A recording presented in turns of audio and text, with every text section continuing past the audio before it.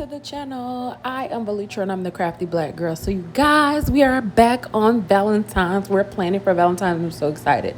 So you guys, believe it or not, this is definitely footage from last year that I did not get to upload. But listen, that ain't gonna stop us. We're gonna get into this anyway. So you guys, I wrapped a box, as you can see, and I added this little red heart. You can get those from Dollar Tree. They come in like a pack of 5, I think.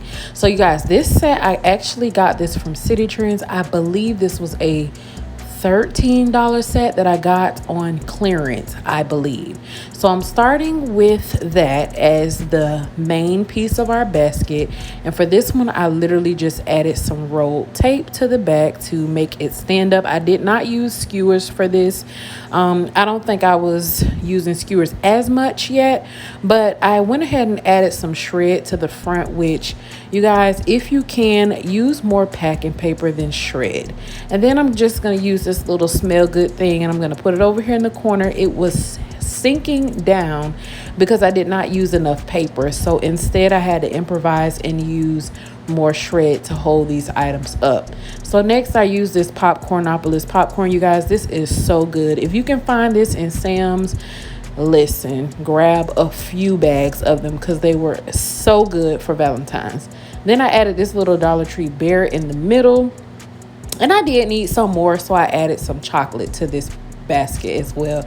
This was a very simple basket, you guys, to do if you're thinking of something that you can sell for Valentine's Day. Then I went ahead and seasoned the basket, which I add glitter to some of my baskets, and this one was so big, you guys, you may have to use a roll. I did have to improvise and cut this bag up. This is a 30 by 25, I believe, or 24 bag, but I did have to cut it and reshape it and tape it in the back. But listen, the way this is sunk down, you guys, that is not what you want. The way those are sinking down, that's not what you want. You don't want your gifts pulled to the front.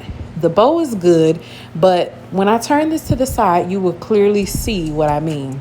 This box should not be angled when you shrink wrap it. So I'm going to show you guys an example of a good one. So you see how the candle is sitting on top, right at the edge of the basket? That is how it should be. Nothing should be sunk down in your basket. So this is one of the finished looks. I did a couple variations of this basket. So this is the finished look of it. It did sink down a tiny bit over there, and that's okay. But yeah, that's all for this video, you guys. Make sure you give it a thumbs up. Leave me a comment down below. Until next time, stay crafty.